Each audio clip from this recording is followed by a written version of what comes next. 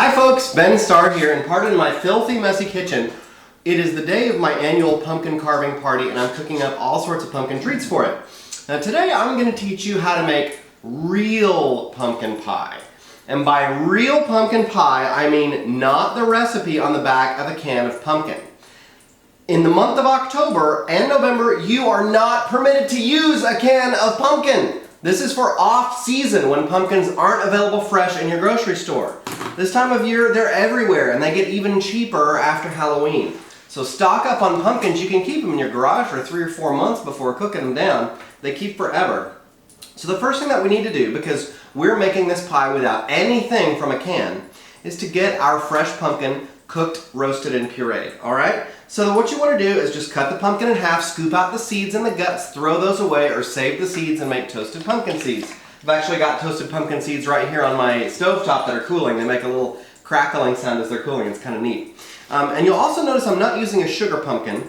I am actually trying to get as much pumpkin as I possibly can right now. So the sugar pumpkins that are about that big are enough to make one pie. But I'm baking 2 pies, pumpkin bread, pumpkin cake, all sorts of stuff. So I need a lot of pumpkin. It's perfectly okay to use the larger pumpkins. They're not quite as sweet and their flesh is a little bit more coarse, but you're going to puree it anyway, so it doesn't matter. Alright, so I've got my pumpkin ready to go, and I've also put a few tablespoons of water in these pans. That's going to keep the pumpkin moist as it bakes. Oven is on at 350 degrees, and we're going to put these pumpkins into the oven, and they're going to take probably about an hour, maybe an hour and a half to roast until they're done. Now, it's a waiting game. Now, after about an hour, you'll see the pumpkins have started collapsing like that. Take yourself a wooden spoon and just press on it, and if it gives gently and easily like that, it is ready. If not, give it another 10 minutes. Now, once your pumpkin has become completely cool, the outer skin's going to be sort of leathery, and you'll be able to just kind of peel that skin off. Sometimes you may have to take a spoon and scrape the skin out. Then you just want to take chunks of the pumpkin flesh and put it into your food processor.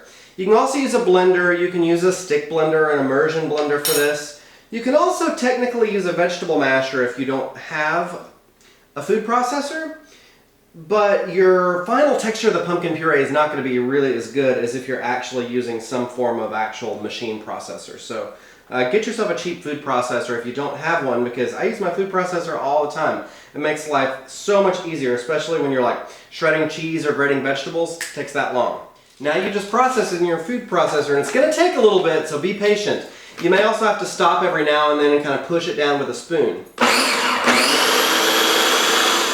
Now at this point your puree has entirely too much water in it. So after it's done in the food processor, pour it out onto a towel just like this, and then fold the towel over and press down gently and let the puree just sit on that towel for a couple of minutes. That's going to draw out that excess moisture so we don't end up turning our pumpkin pie into pumpkin soup. Now after your puree is done sitting on this towel, you can actually kind of just fold it up using the towel like that. Then you're just going to dump it right into a bowl. Done. Super easy. Now that our puree is made, it's time to make the crust. I'm going to let you off the hook a little bit here. You're not allowed to buy a pre-made crust in the store, but roasting a pumpkin for for an hour, 350 degrees is super easy. Anybody can do it. Making a butter pastry for a pie crust, however, is a little bit more technical. So I'm going to show you an easier way to make pie crust. It takes 5 minutes from start to finish, and you're going to love it. All right, here goes. Not even going to pre-measure my ingredients because I want you to see how easy this is. We're going to start with 1 1/3 cups of all-purpose flour. So I've got a 2/3 cup measuring cup here, and I'm just going to do 2 of those. Okay, so 1 1/3 cups of all-purpose flour. Then about 3/4 teaspoon of salt. I never really measure that.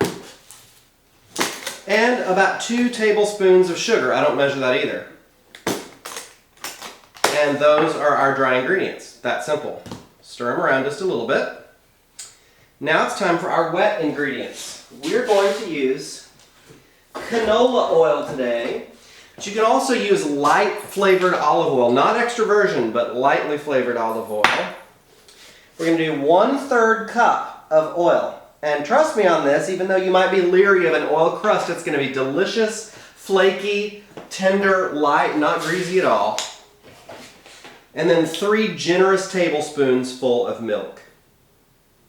And for an extra tender crust, you can actually use buttermilk here, but you're going to have to add a little bit more because buttermilk is so thick that you need a little bit extra moisture to give that crust its moisture. All right, so we're stirring that together. Dump that into your dry ingredients.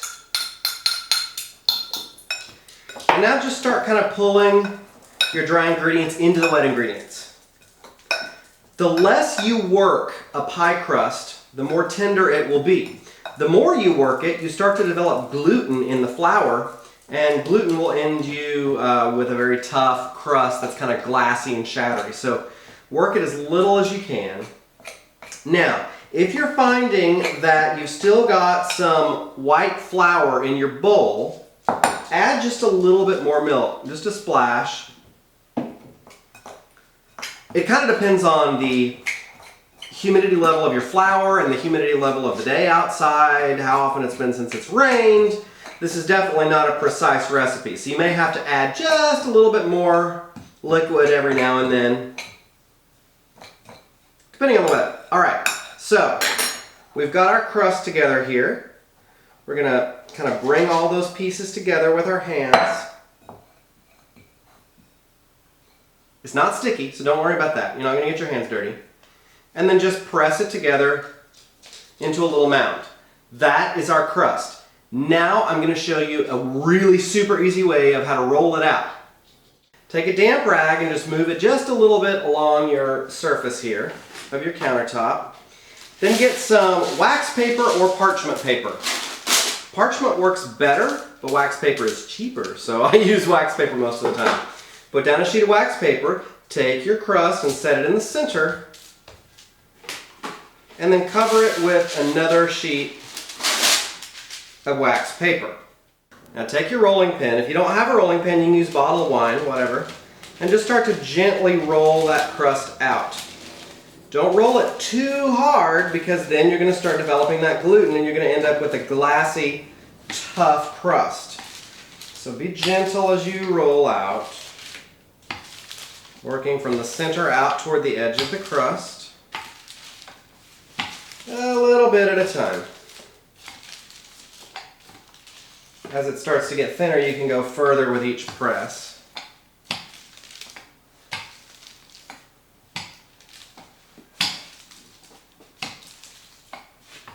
Now, if we were making a butter pastry, we would still be at the process of cutting the butter into the flour, and right now our crust is already rolled out, and we're not even going to have to chill it, okay? Here's the easy way to transfer it to the plate.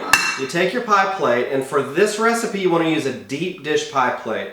Make sure that the crust is rolled out well beyond the edge of the plate. I'm going to take it just a little bit further in a few directions.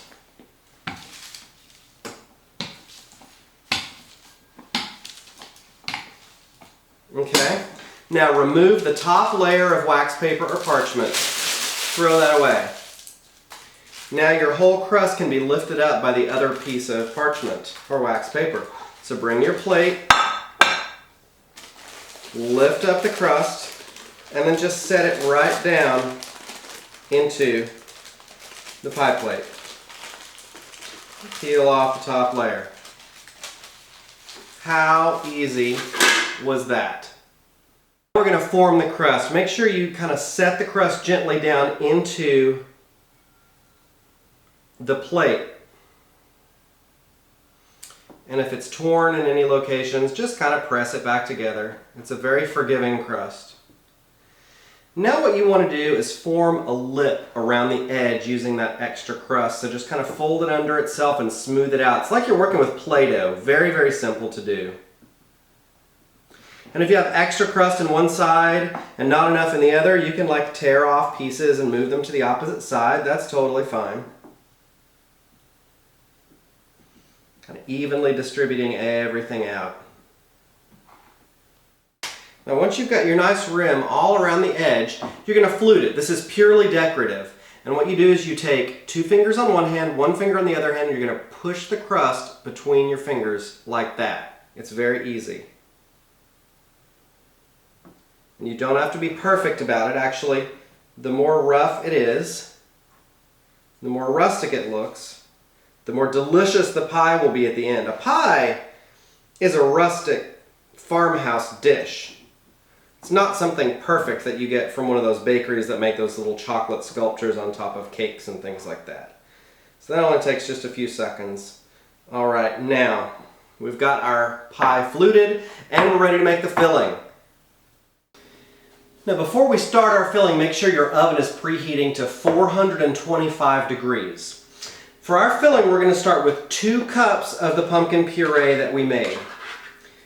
And a can of pumpkin is about 1 3/4 cups. So we're going to actually have a little bit more pumpkin flavor in this pie, as well as the fresh pumpkin flavor. I hadn't been sitting in a can for a year. To that, we're going to add 1 1/2 cups of heavy cream. Most pumpkin pie recipes call for a can of evaporated milk. I don't really know what that is, so I'm not going to use it. 1 1/2 cups of heavy cream, delicious. Now we're going to put in, oven's ready. We're going to put in 2 eggs. There's 1, 2, and we're going to put in the yolk of a 3rd egg. We're going to need to separate that, discard the white. We're just using the yolk. Most pumpkin pie recipes call for just 2 eggs. I like to add this 3rd yolk because it adds richness. And it also helps our pie set a little bit more firmly since we're using the fresh pumpkin, which has a higher moisture content than the canned pumpkin. Okay, now it's time for our dry ingredients. I've got 1/2 cup of firmly packed brown sugar. You can use light or dark. Dark's going to give you a better flavor in my opinion. Going to do maybe 3/4 of a teaspoon of salt. Again, I don't measure that. I also don't measure my spices, but I'll give you approximations. I'm going to use a couple of teaspoons of cinnamon. This is a Saigon cinnamon. It's a much sweeter cinnamon. Going to add about a tablespoon of ginger. Maybe a little bit more. I like my pumpkin pie gingery. Going to use maybe a 1/2 teaspoon of allspice, a 1/2 teaspoon of ground cloves, and then nutmeg, one of my favorite spices. I like to use whole nutmeg. Please get it whole in the grocery store. Nutmeg has really volatile oils in it that dry out, so if you buy a container of it, you're not going to go through that container for a couple of years. And that nutmeg's not going to have any flavor by the time you're halfway done with that container.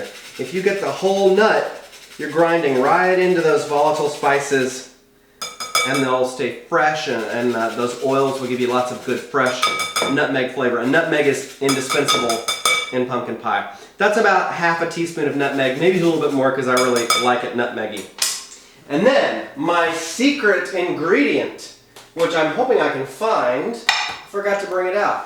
That is cardamom. A lot of you have seen cardamom in my pumpkin recipes. I kind of stumbled across this accidentally one day when I was smelling cardamom as I was baking a pumpkin cake. And it smelled like it would really go well. And so I started adding cardamom. And even though it's kind of like an Indian or North African spice, I found that it is incredible in pumpkin dishes. So I add almost a tablespoon of cardamom to my pumpkin pie. All right, now all we gotta do, stir that around good until it is evenly mixed.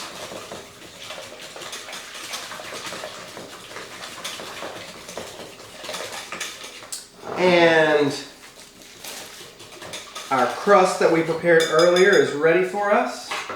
We're going to pour the filling right into that crust.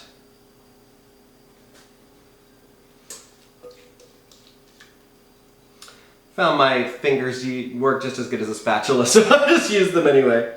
Alright, and that is a perfect fit for our deep dish pie plate.